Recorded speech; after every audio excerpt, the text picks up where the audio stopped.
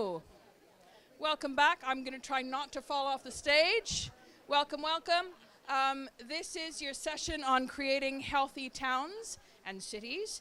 I'm Lisa Taylor. I'm your room host. If you need anything, I'll be roaming around with a mic later. If you are not in this session, this is like an Aviva train. Just head on off to the platform and off you go. This is going to be a fantastic panel headed by Tammy. This is her whole group here, a really great group of people talking about a subject vital to all of us. I will just ask if you are seated in the middle and there's seats next to you, budge up a bit because it's a full house today. Maybe slide over, make a bit of room, and have a fantastic session. Thank you. Thank you very much. Everybody in, out of the rain. What a miserable day. Hopefully we can bring some light and brightness to this panel session. Good afternoon, everybody, and welcome to our Walkersheim-hosted panel discussion on creating healthy towns and cities. I'm Tammy Harrison-Round. I'm Director of Business Growth for Walkersheim. We're a northern-based construction consultancy specialising in quantity surveying and project management and regen delivery. So we're here today to talk about the links between the health of our population and the buildings, spaces and infrastructure which we inhabit. These are the spaces that we all live, work and play in and commute. So the development of our towns and cities directly affects someone else's life, health and wealth, but all in different measures. Building livable towns and cities that are green, climate resilient and inclusive is no longer a choice but a necessity, requiring policy coordination and strategic investment choices. So from shaping strategic visions for our cities and towns to mobilising community action, our panel members here today each perform a different role and create a different influence in guiding the development of our future places, to ensure that we have an immediate positive effect on the health and well-being of those in our communities that need it the most. So with that, I'd like to welcome our fantastic panel to introduce ourselves, and if you could let me know what your focus is on improving our health and of our towns and cities. Kathy. Oh, I'll pass it this way. Good afternoon, everyone. Lovely to see some familiar faces and some new faces, and thank you for joining us here. I don't know why you're not sat outside in the sun. But anyway, thank you. My name's Kathy, and I head up a service line called Regeneration Delivery within Walkersheim. I helped Tammy choose this topic of conversation because it's something I've become quite passionate about over the years, particularly when I was working in a place called Birkenhead, working on delivering a park called Dock Branch.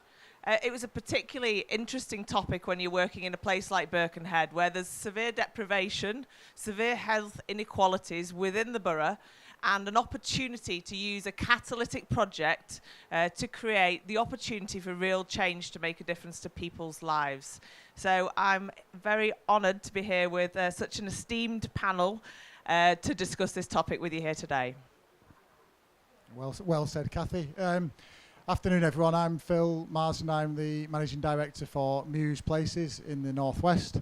For those of you who don't know, Muse are a developer. We operate nationally, and we specialise in long-term mixed-use urban regeneration projects that have a real focus on placemaking. Having happy and healthy people, I think, is a really good, in a place, I think is a really good measure of the success of a place. It's a fundamental part of our placemaking strategy, actually. You know, having people who are well, who are happy, who are healthy, creates better places, and it also creates something which we'll touch on through the conversation. It also creates commercial benefits for us as well. Hello everyone, I'm Amy Butterworth and I'm from Birkenhead too. I'm Amy, I'm the co-founder and CEO of a place called Make It Happen. It's a community shop in the heart of Birkenhead, and we work on the principles of asset-based community development, which is what our local council invested in a number of years ago. And we're a big advocate for the 5 ways to well-being, which is all part of people's health and well-being, but also for the people that Kathy mentioned, it's about making sure that people recognise that they're in control and have a right to their own health and it not being done to them, just a bit like regeneration too. I'm going to highlight some bits later. Thank you, Amy. So I'm Angela Barnacle. I work at Leeds City Council, but I'm married to a man from Birkenhead. Who knew? Both Tom and I actually grew up. I grew up in Leeds. Tom grew up in Birkenhead, and we both lived in one of the most deprived parts of our own cities. And there are 12 years life expectancy from one of the wards where I was born and one of the wards where I now live. So my whole career has been about how do I make sure people still have those rungs on the ladder that I did as well, given that we faced as a family some quite challenging health-related issues, which could have had a very different outcome for me if we hadn't had the support that we did. The problem with being on the end of the line is I've forgotten what the question is by the time it gets to me. So I'm Paul Richards, I'm Director of Development and Regen at Stockport Council. I'm also Chief Executive of Stockport Mayoral Development Corporation. And we've focused as an authority for the last 10 or 12 years on regenerating our town centre. And how this links into happy and healthy towns is the two determining factors that are going to improve people's life expectancy, going to Andrew's point, are better homes and better jobs. And if regeneration isn't about that, as opposed to building big shiny buildings, then what's it about? And that's absolutely at the heart of what we're trying to achieve. Thank you very much. What an amazing panel. Wow. Certainly all well qualified in this topic. I think I wanted to start off the conversation just to talk around what the scale of the challenges currently facing us and what are the biggest health problems that we need to address through regeneration. Angela, yeah? Sure. Thank you. So I suppose I would start there between the life expectancy. So Leeds has 33 wards. Why wouldn't we? We are significantly overbounded. We're twice spatially the size of Birmingham. So we do everything from a very affluent market town to a very deprived inner suburb. And the point is, between our Bermontoft wards and our Harewood ward, there's 12 years life expectancy difference. It's a massive challenge. And one of the things that we've been really concentrating on, which is probably one of the big social determinants of health, is housing quality. Because if you have access to a good quality and secure house, fundamentally that is your basic kind of stepping stone into achieving the rest. And we have an acute affordability problem. We have an acute affordability and housing crisis nationally, but in Leeds, if you are earning the average wage in Leeds, or the average income, you can only access two forms of tenure for housing. One is social rent, and the other one is shared ownership. So every other tenure is out of your reach unless you're prepared to pay more money than you really should on your housing. So a couple of the things we've been working on is, one, to become the city where you don't need a car. Because if you don't need a car and then you have access to good quality and affordable transport, you're not paying to have a car. The other is about how do you give people good quality homes where they're not paying over the odds for energy prices. And we know how that volatile that has been over the last 18 months. So two examples. One is Situ. And if you haven't seen the Climate Innovation District, please do just take 10 minutes to walk it and feel it. It's a whole development that's predicated on sustainability. So it's not built around the car, and it is built around having an annual energy price which is less than £100. I mean, that's game-changing, isn't it? Who pays less than £100 per month for their energy? So I think that's one of the really key developments. And then the other is I was really fortunate to have a visit to support one of the Mayor's activities about retrofit. So Leeds still has a significant quantity of back-to-backs, and I've tried to stop explaining what back-to-backs are to my civil servant colleagues, but apparently you just have 3 neighbours. And our back-to-backs were obviously built a long time ago. They don't have energy efficiency, but we do have technology solutions right now in terms of retrofit and in terms of insulation that allows us to make those much more livable. So we had a family where when we went to visit, after we'd done a wraparound retrofit and installation, the parent thanked the mayor to say, "I'm really grateful you've given my daughter her education back." And we were like, "You're going to have to help explain that." And the inside temperature of those walls was 8 degrees, and they couldn't afford to heat the house, even though it was a small house. But actually, through external cladding and insulation, those internal wall temperatures were 18 degrees, which meant the family wasn't sat around a kitchen table and everybody eating, sleeping, doing homeworks. Their daughter was now afforded the ability to have some private study space in her own bedroom. And I think it's about being able to connect what the Royal Armouries tell me is killing or feeding multiple birds with one crust in terms of the outcomes that we're trying to secure. Thank you, Angela. Paul, is there anything you'd like to add to that? I suppose what sits at the heart of it, Tammy, is, we all know what needs doing, but the viability of doing that, particularly in those communities where it needs doing most, is wafer thin. It's wafer thin at the best of times. So, no one's going to disagree with retrofitting of existing stock. But how do you do that? Where's the money to do that?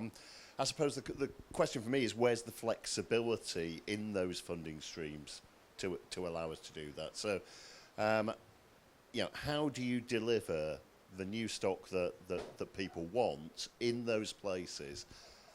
If we expand that a little bit further, not only have we got housing stock that's creaking, but we've got a whole range of social infrastructure that's creaking.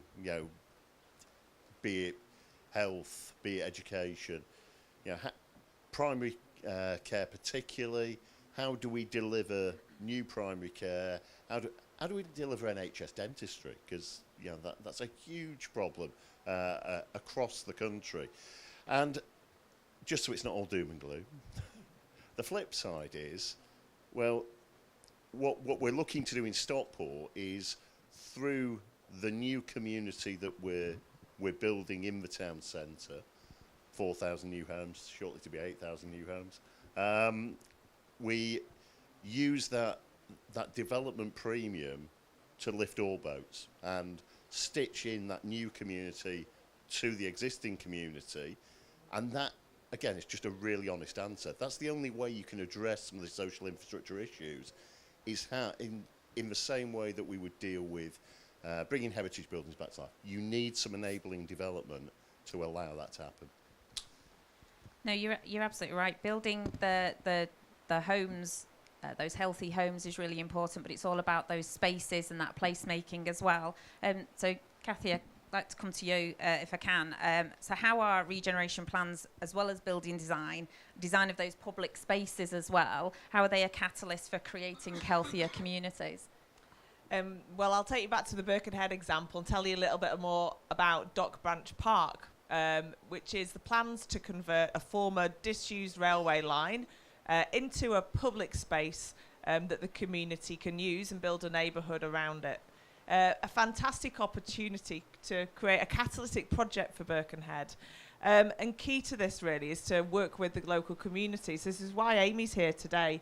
It's through the work that I did with colleagues whilst at Wirral Council in setting up a Dock Branch community panel. The idea around that was that to produce a master plan in Birkenhead, we needed to make sure that we brought the community along us with the journey, and we had people who were living there locally come in and critique the master plan as it was evolving. And that did indeed happen, didn't it, Amy? Yeah, quite critical in fact. But for a positive outcome, I think everybody agreed. Amy's work, and she will tell you a bit about it herself, is sort of pivotal to understanding those health issues. Amy works with some people who sometimes, quite frankly, struggle to get out of bed in the morning and struggle to access services. And so creating a place like Dock Branch has through a number of different ways of kind of community collaboration, working in partnership, has an opportunity to really start to change outcomes.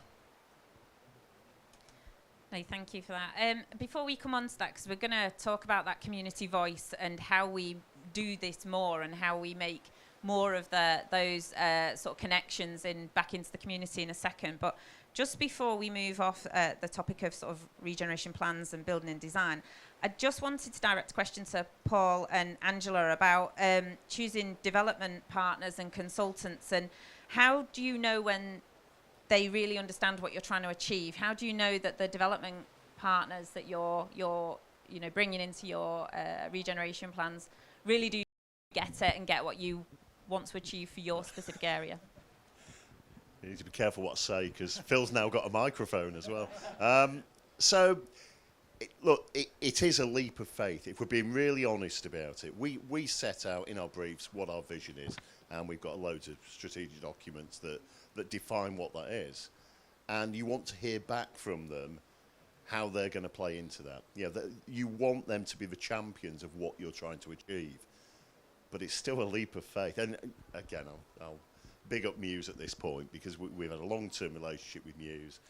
We've recently, in fact this time last year, appointed ECF to deliver our next 1,200 homes in the town centre. And what really stood out is not only were they playing back the brief, but they were going above and beyond and thinking about, well, that's great, but you do this, and there's a little bit more you can do here. I think that the other thing that's really important, and not just because Amy's sat close to me, is just partners that understand that community voice, because these places don't get built. Well, sometimes they do get built in isolation, but they're not going to work. So you need that co-production in those designs, in those briefs. And again, what we heard from ECF, particularly on our Stop at 8 opportunity, was how that's going to work in practice. And I suppose my one tip would be really drill down into what comes back in the submissions. Just say, well, that's lovely. It's great on a piece of paper, but tell me how you're going to deliver it. Tell me what it actually means in practice. Do you want to add anything there, Phil? Thanks for being so gracious and kind with your words there, Paul. It's I think for what I'd say to that is regeneration can obviously be really good, can't it, in terms of creating good places. It can also be bad. There can also be negative impacts from regeneration. And I think, when it doesn't work, a developer may come into a place and parachute themselves in, not listen to the community, not understand the community. I mean, we're not personally from the communities where we're working. We weren't born and we weren't grew up there. Sometimes we are, but most of the time we're not. So understanding getting right into the community and understanding the community is so vitally important. And I think that's been, what we've done at Stockport over the years. That's been a massive part of that success, is really understanding the community needs there. And yeah, I think we look at what's coming out of the consultation we're doing on Stockport 8. The key themes there that are coming out of that are access to nature, health and well-being, and cycling and walking. They're the top themes over anything else. So, you look at the theme we're talking about today, and it's just, we're not having to necessarily convince communities about what we're trying to do. It's that's what they want. And just on that, how are you continually making sure that you're delivering on those throughout? Because a lot of these projects, they can run on for, 5-10 years, can't they? And I guess it's making sure that we aren't just creating solutions for those who need it now, but as well for the future. So on some of these projects, so how are we continually making sure that we are linking up with the communities throughout the life cycle of the project? I think one of the big shifts for us recently is that we're starting the community engagement like right at the start. Even when we're bidding for a scheme, we will now go out and engage with the community. So we've not even won a project. We've definitely not put pen to paper, and we're engaging with all different aspects of the community at that point.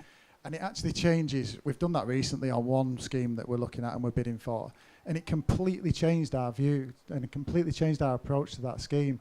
Straight away, from the starting point, there were some really simple things that community wanted that weren't going to take a year, 2, 3, 4, 5 years. There were things that could be done within the first 100 days that would make their place better, really practical things.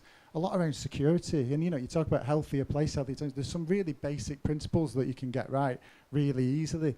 So we've that's one thing we've done, but just that constant engagement. And I think the other key thing is you often get, you do a public consultation event and you'll get a certain type of person coming to that event, okay, that wants to have a voice and wants to say something, but they may be a minority, and we're working really hard to make sure that we're getting a voice heard from all aspects of the community. And you do have to work hard. You have to work really hard at that.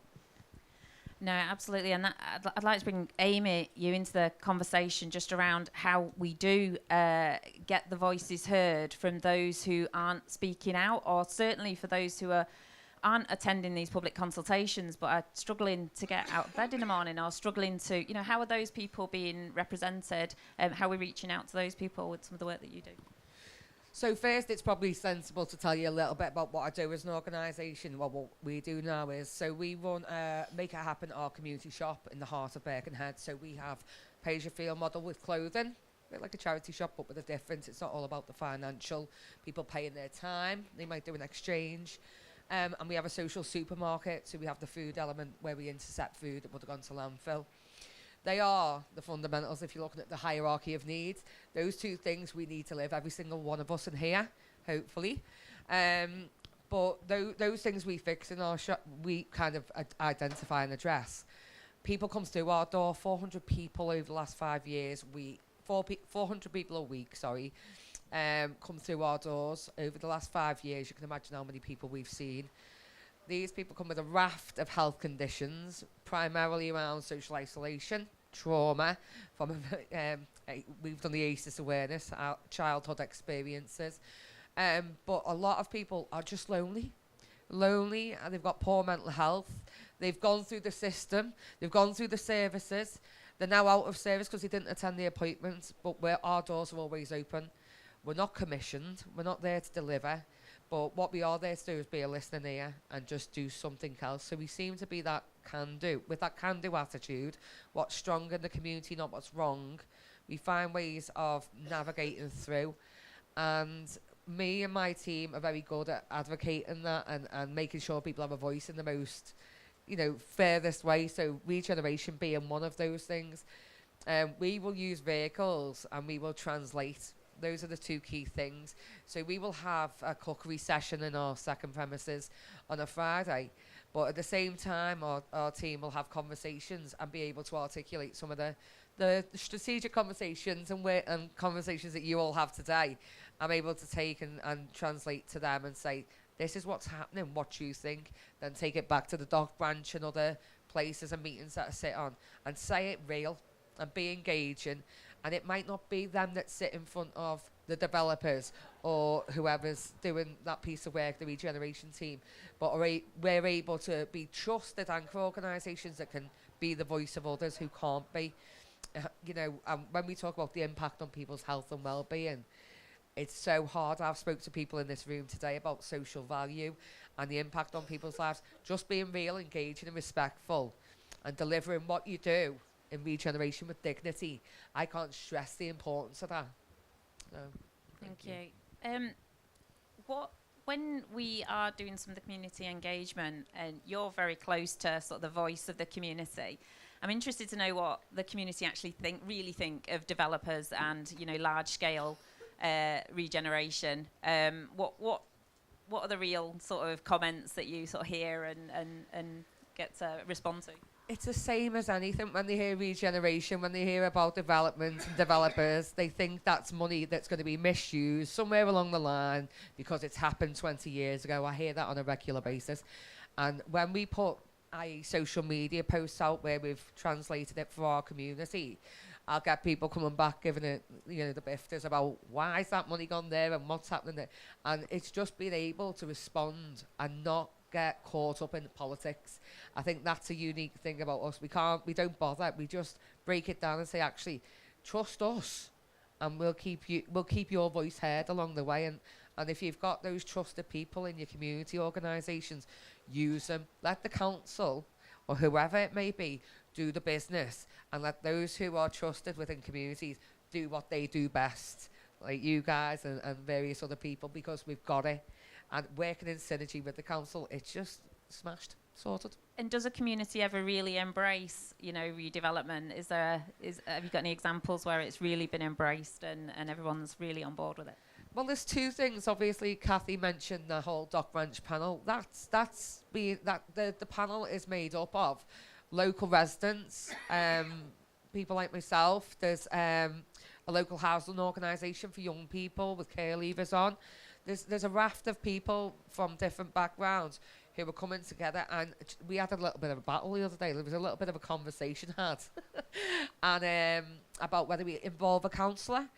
And I thought there was going to be a bit of a, falling out, but actually we came to a consensus that actually we should communicate with councillors, but they don't need to sit on this panel. This is about us critiquing and helping shape the place that they're going to live, not about what the councillors think.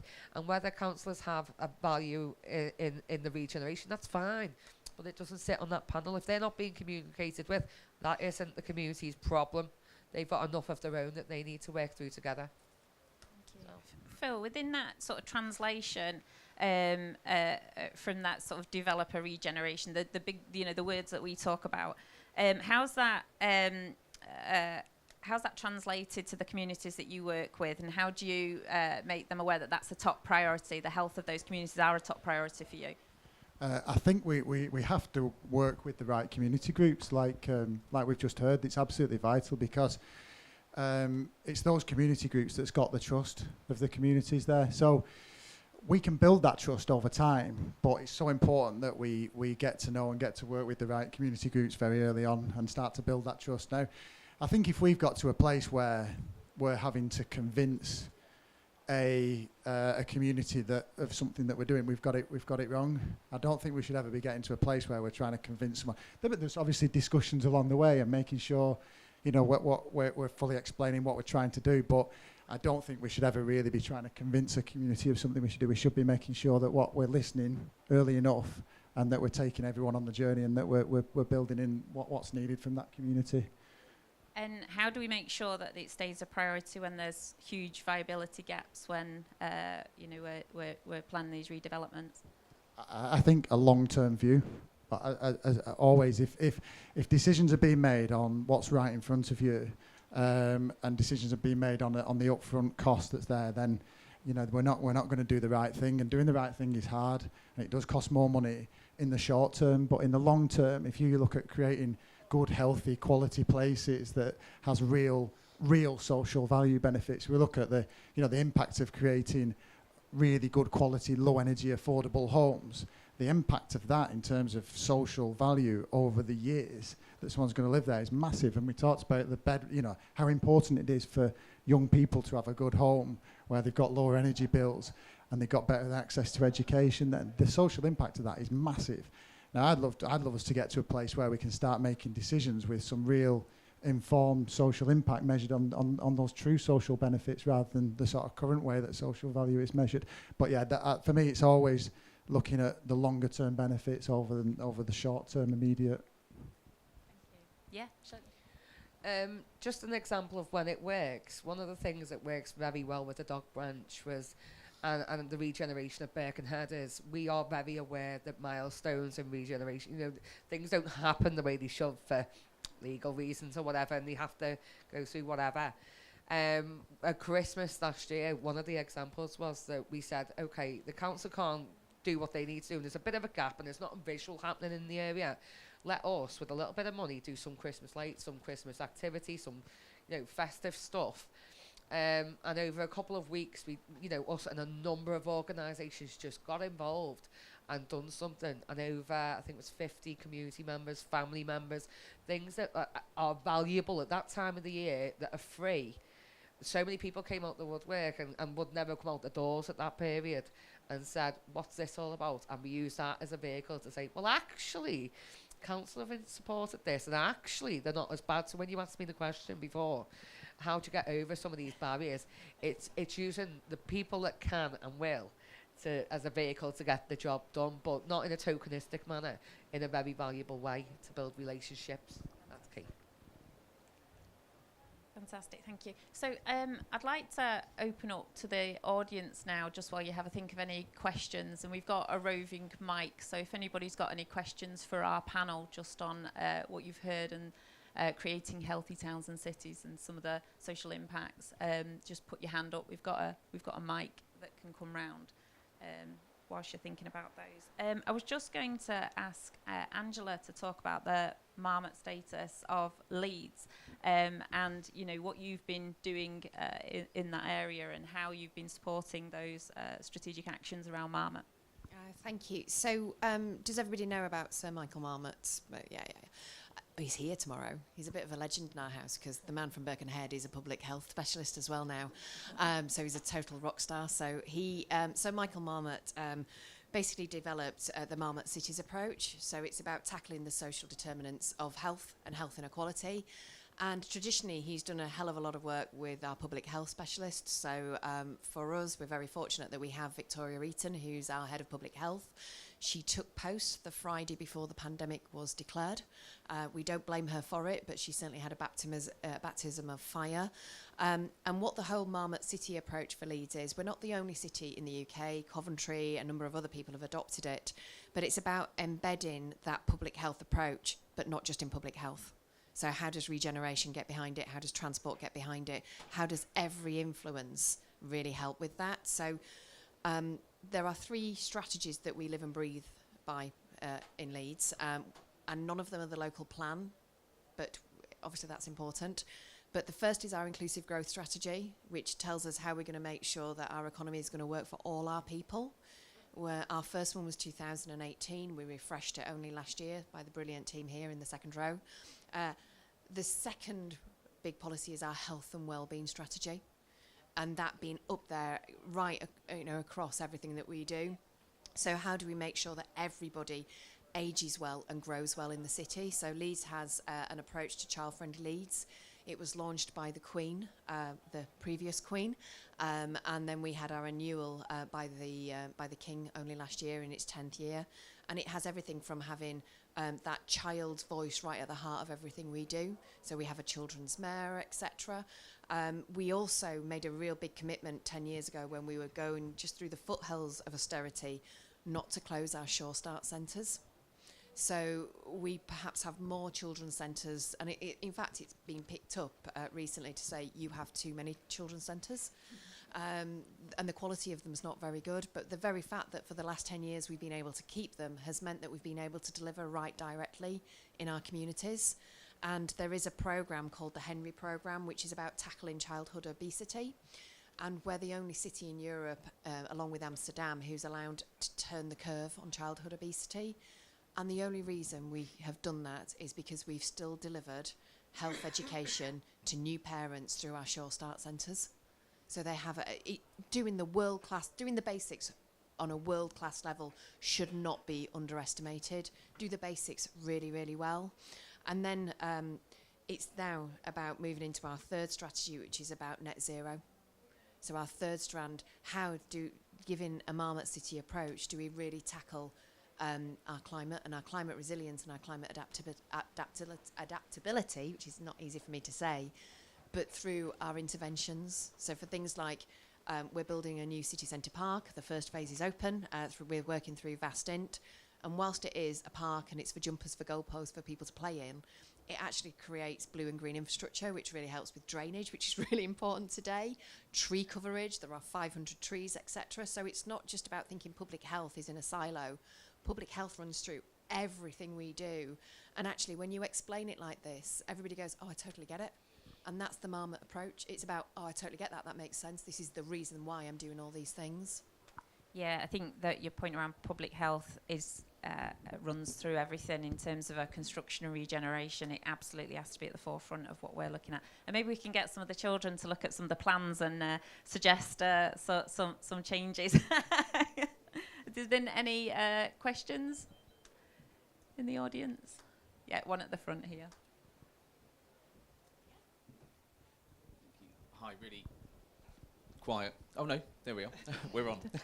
I'm Oliver Judges. I'm Exec Director for Place, Kings Lynn, West Norfolk Council. We're going to be a Marmot Place soon as well, so coming on board with that, yeah, we'll catch up. But I found it quite interesting that we're talking in here about the grassroots of what we need to do to change health, to really change inequalities, etc. Next door, there's a conversation about the future of healthcare estate. How much have you guys had in the sense of that conversation with the NHS and that engagement, NHS England, etc., talking about the future of the estate? I know we've got hospitals and things like that, but we've got primary care you were talking about. There's a huge amounts of finance within NHS that's used there. The only way that I can see that we can turn the corner on health, on children's social care, adult social care, is exactly the things you were talking about, insulating homes, getting homes better to live in, etc. So have you had much engagement on that side from those place-based NHS sort of groups?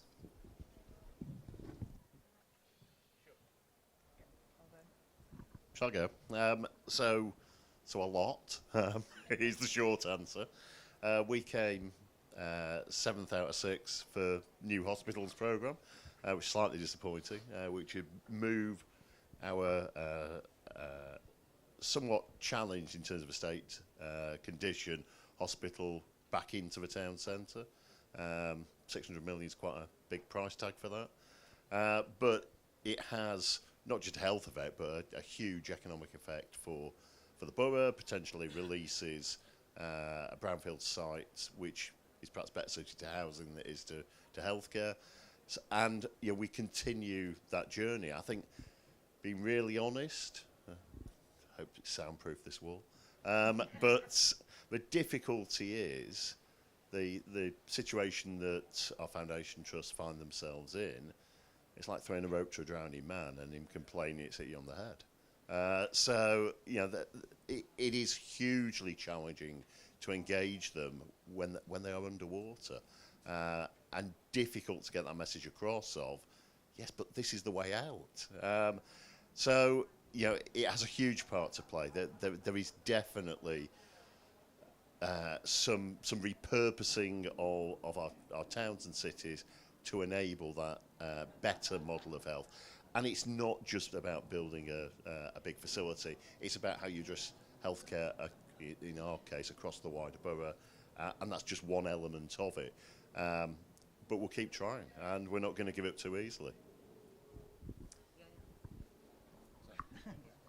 I think for us on an operational level, we're well knitted in with our public health team, and we have been for a number of years. So, and through different organisations locally, we as an organisation and many others are undertaking things such as health checks. So the low-level engagement for people who wouldn't engage in the hospital, forget to go to the appointments, fall off the list.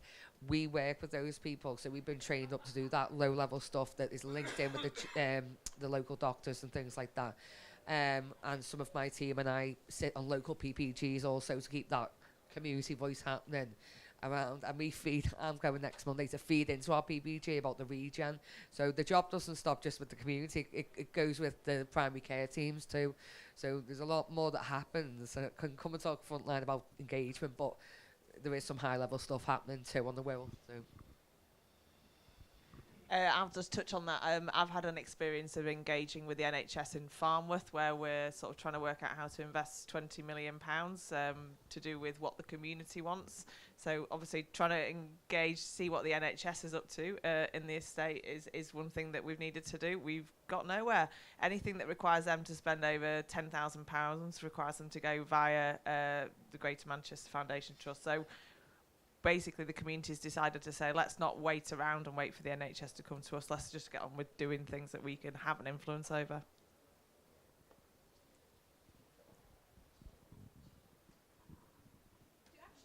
Can I add something about that? Sorry. So weird literally from the side. One of the organisations I work with is Future of Greater Manchester. We do place leadership. We're including NHS GM in the courses that we run over time. And they're kind of going, why am I here?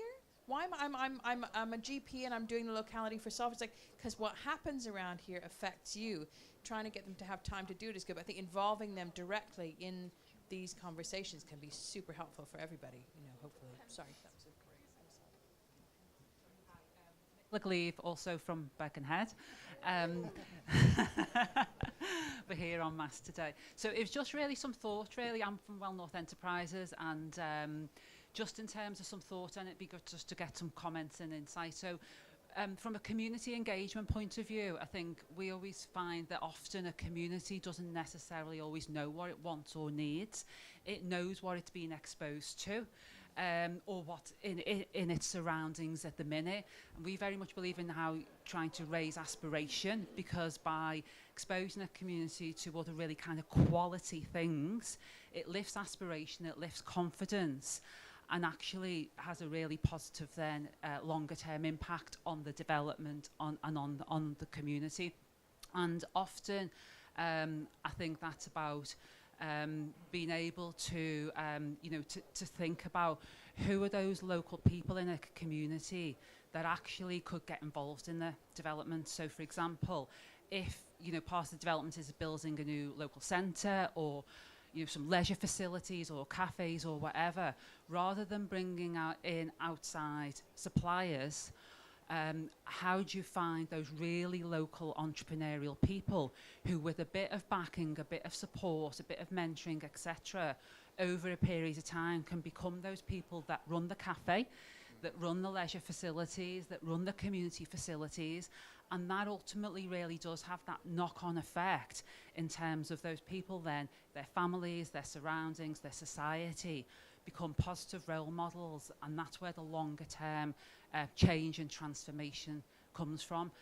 We call them like local animators. How do you animate those facilities with the local community? So just wanted to share some of those thoughts really, and yeah, any feedback, thank you. I'll give an example. Place that I see sort of doing and achieving that at the moment, just mentioned it before, is Bolton. So they've got something called the Bolton Fund, which is there, sort of has micro grants available. So what that does is enable community organisations to access pieces of money. And what I find that does, and it's revenue as well as capital, which is quite important, it means that those local people are built up and are able to engage with programmes, and so it just means that they stand a better chance of being able to sort of feel the benefits of those kinds of processes. And that money comes from a variety of sources, so it's SPFS, and it's also some of Bolton Council's money, and you can add other things on into it as well. So I've seen that being successful. It'd be good if other places could replicate that. Thank you, great question. Any more? Hi, I'm Liverpool. The Northerners were taken over. I just wanted to add something. So I have just obviously finished my research, and one of my manifesto was an authentic community engagement model. So I looked at community engagement models and what was wrong with them. And what I think's wrong with them is that we speak at communities. Now, communities have voices. Trust me, they don't be quiet. I live in them. But it's about the environment. So for my community engagement, I invited half community and then half activators, architects, developers. And the whole setup was, I told the architects and developers, not your time to shine, be quiet. And basically the way it was set up was that the community got up and spoke through different mediums. It wasn't getting up and doing a speech. We had rappers, we had poets, we had artists, exhibitions. Now, I've found my voice through poetry and through video. I can translate really traumatic, crazy things that have happened in my life, not through standing up and talking formally like this, it's quite nerve-wracking, but through art in my own way and then sharing it. And then the second part was to sit everybody around a massive table that we created and tell everyone to sit next to somebody they don't know. So naturally, the community sat next to an architect or a developer. We told everybody at the start of it, this is a safe space, leave your titles at the door, we're all humans, relate on a human level. And I sat there when we were eating and just looked and seen like a rapper from my local community who'd just been speaking about, you know, getting out of gangs and the adversities he's faced, with a manager of one of the top AJ firms. And then at the end of that, to actually, because okay, it's great doing them events, but how do we keep everyone engaged? I created a magazine. I think there's a lot of gatekeeping when it comes to contacts and emails and, you know, no, you have to go through me. I said, forget that. I made a magazine. In the magazine was everyone's name, the contact detail, and what they were about. So people in the community, even like what type of clubs they were in or interests they had. And then in the pages was a picture and then people's artworks. So I really like shoved it in everyone's face and then sent me an email and said, go and make a cuppa, go meet up with each other, like let's break the disconnect that exists. And what I'm trying to say is that architects, we're looking for inspiration.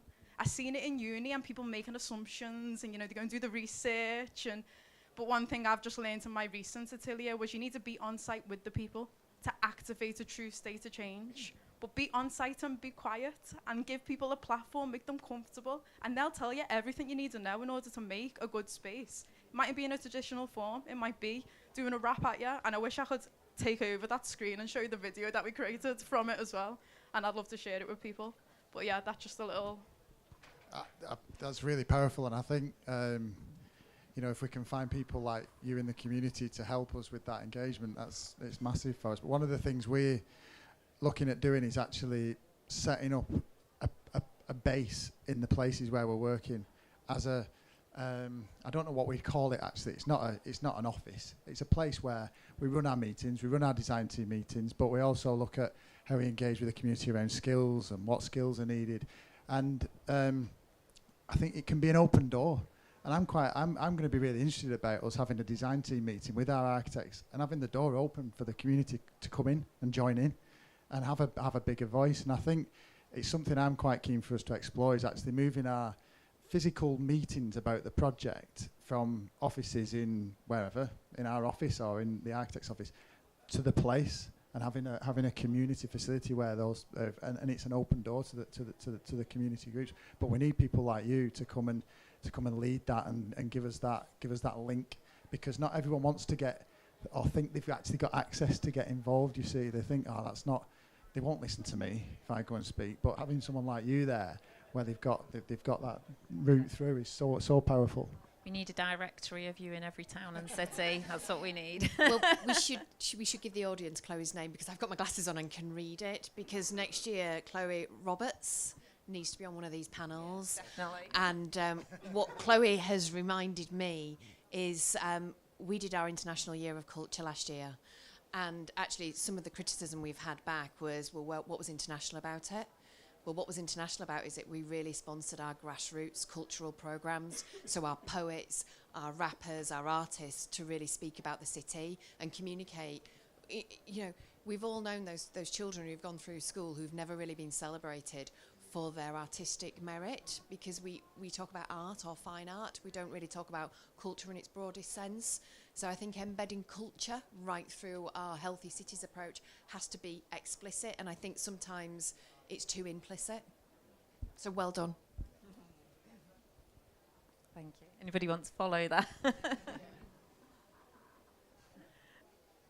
Well, I was going to ask actually where we think in the world globally they've actually got this nailed, and we can sort of look elsewhere and take those lessons learned and say, actually, this part of the world has completely got it nailed. Is there anywhere that we can sort of draw that lesson from, do you think?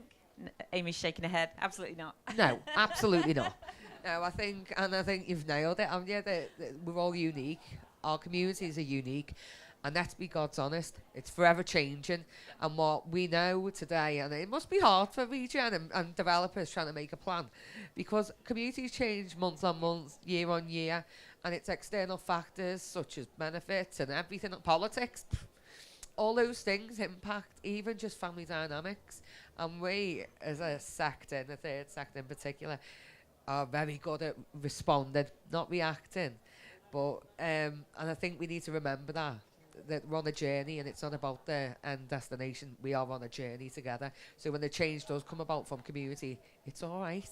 Don't flap. We'll work through it, hand in hand. I think that's what I want to say. Angela? As a city, we look towards our Northern European counterparts, perhaps slightly more than we would our Northern American, and learning the lessons from them. So our density is not quite as high-rise as other cities. We're really, because we are 2/3 rural, we're really trying to make sure that when we come out with our next vision, it's really grounded in celebrating why we are 2/3 rural. And so it isn't heavy, arterial routes. It's about how do we create those active travel corridors. So there is never going to be one place that has this nailed. But are there multiple places that we can keep going to learn from? Absolutely. And how are we engaging to make sure that we are talking to those? How are we engaging, Paul, on those sort of global points? We find it really hard, Tammy. We look to find other towns, and it's really important we're talking about towns and not cities, that can give us that advice, and it's really tricky, because for every one city there's at least 10 towns. So there's a huge swathe of experience, but how do you capture that? And again, we found it really difficult to do. I think the other thing is there are some structural things around how UK regen property works that means that the models aren't always applicable. So you look to Scandinavia, to Denmark, where you might see certainly greater demonstration of healthy towns and cities. But there's a load of things that underpin that, and it's not just taking the top layer because that looks lovely. It's structurally what sits underneath that means that you can make that change. Yeah, thank you. Do put your hand up if you've got any questions, because I will be sort of wrapping it up. Oh, yeah, we've got one over there. Thank you. Hi, my name's Rob Quayle. I'm Director of Regeneration at Ardent. and my dad is from Birkenhead too. Never been so happy to be able to say that. Only people with an affiliation to Birkenhead are allowed to ask questions. I was just wondering, obviously, in deprived communities, they know that regeneration is required. They want that regeneration to be for them rather than for someone else. Over decades, in a lot of these areas, there have been talk through local planning process and through political process of regeneration happening. And often, nothing happens for decades, as I say. How do you deal with that regeneration fatigue, which is coming out in so many communities? Hi, thinking about the Birkenhead example, Name's alluded to it. When you do consultation in a place like Birkenhead, you get a lot of naysayers who said the council have tried this before. In fact, they've tried it twice before. They've wasted money, and they'll give you numerous examples of where, quite honestly, the council maybe has wasted money and things haven't happened, and you have to kind of deal with that and kind of help them move on. So firstly, it's about having that conversation in the first place, really, and facing it. And acknowledging why that has happened perhaps in the past. Secondly, it's about sort of helping them dream and realise that if you don't plan and don't set a vision, then it will never happen, and you'll just keep on getting more of the same. So that's how we've kind of worked together to kind of counteract that. I don't know if you have anything to add. I was talking to someone the other day about coming here, and I said about managing expectation. He went, absolutely not. And they said it's about raising expectations and being able to articulate that things might not happen now, but they will happen. And what are we going to do to bridge that gap and have a bit of fun along the way and make sure it's done holistically and it's thought about. And I think that's what, like I said about the journey and the destination, it's the same thing, but it's not about managing expectations. It's about being real with people, isn't it? And filling that gap with something that's healthy, that's going to make people feel better in the long term. Yeah, I think there's also we're working in a GM, Greater Manchester Town at the moment, that has got that regeneration fatigue and the sort of attitude at the moment from some of the communities we've been here before. We've seen it all before. It's never gonna happen. I think there are some things you can do early, very early, that aren't going to cost a lot of money. Some basic things that can start to change a place, start to make a place feel more accessible and safer. And that helps, yeah, and keeping the community engaged on that in terms of what you're doing. But I think the reality is, until you start actually delivering some stuff, then there's always going to be that challenge, because until you start actually building and making changes, maybe there's a place there for really good, whether the term is meanwhile use or not, but getting things going early in a project that aren't permanent, and again, alongside the community, that can be something you can do, I think, to sort of try and lose some of that fatigue. And I would just add that I think sometimes, we're all place-based specialists, well, most of us. I think we can get stuck thinking that regeneration is place-based, but it's not. It's social regeneration, it's economic regeneration. And it really comes together when that Venn diagram comes together with all three, place, social and economic. And let's be really honest, for the last 10, 15 years, we've not had funding in social regeneration. What we've had is taking and stripping away. So I think there are some things that we can all do quite quickly, and the funding's out there to do that. So employment and skills, one of the biggest things that I think is missing from the conversation, not today, but throughout, is education. And I'm not talking about higher education, I'm not talking about secondary, I'm talking about further education. And further education's for people who did not decide to go to university or stay on at school, but want to step back in at, 20, 30, 35. So how do we really get that embedded into our regeneration policies so people are equipped with those skills that they can be the people who then run the cafe? So I think FE is a big part of this healthy city debate that we've probably not really touched on yet.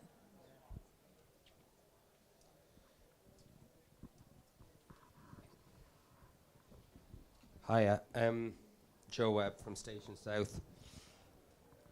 I've got a house in Birkenhead, Woodchurch Road. That's all I wanted to say, really. No, and I still have it as well. Everything you've talked about here, and it's not an advert for the organisation because we're a KIC, or we're a community investment company, but what we do is all about promoting green and blue spaces in around Manchester and community cycling. So the things you mentioned. Guided rides, get people to cycle in a safe environment, stuff like that. We have community gardens. It's a community cafe and bar, and all the money we make goes into community events. And I know what you get in terms of consultation over consultation, because even though they wouldn't admit it, the city council start to run events that we promote as opposed to them promoting, whether it's a clothes swap, whether it's CO2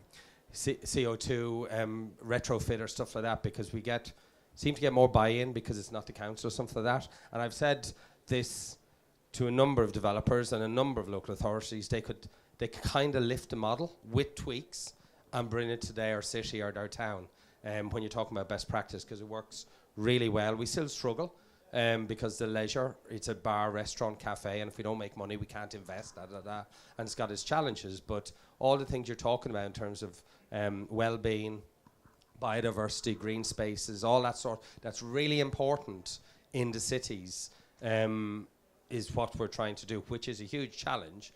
But thinking about the conversations you're having here today, you could easily see something like that being an anchor tenant or something like that in all the developers. I'm not trying to flog it, I'm just saying you could do it, learning from it. Thank you. So we're just going to wrap up the panel discussion. What an amazing discussion it's been as well over the last sort of 55 minutes. How fast has that gone? I just wanted to ask each one of you to from your various lenses, just to have a think about what's the what should we have that laser focus on right now that's going to make the impact right now on the projects that we're doing right now. What should we be absolutely focused on from each of your lenses? It's about creating places that communities really want to buy into and can stand to benefit from. So it's, again, community consultation is key. This wasn't the answer I was going to give, but I found it fascinating how the conversation today has just gone right into community engagement, community consultation. Talked about healthy towns and cities, and that's it. We spent 90% of the conversation on communities, haven't it? So for me, I think that's where we need to get better. That's where we need to focus our time and energy as a developer, is how we engage better with all of the community, or as much of the community as we can. What was your answer going to be, just out of interest? I'm going to say 3 things that I said in the panel that I done this morning, which was about hope, ambition, and energy. Those 3 words are key for regeneration, for communities, so just keep it real. And I would steal words from Chloe about remembering that it's not our time to shine. You know, we're all paid very well for what we do, so let's keep quiet and let's listen. So I've been sat here for 55 minutes thinking what my Birkenhead connection might be. I'm a big fan of Half Man, Half Biscuit. Michael Cullen will appreciate that. Anyway, I think all of this doesn't happen without the fairly predictable answer I'm going to give, that the one thing we should focus on is delivery, delivery, delivery. That's our mayor's slogan. Thank you very much to our amazing panel and all the fantastic questions. Thank you. It's been amazing. It's gone down a route that we hoped it had gone down, but certainly has come up with some amazing things. So fantastic. If we could have a round of applause for our panel, please. Thank you.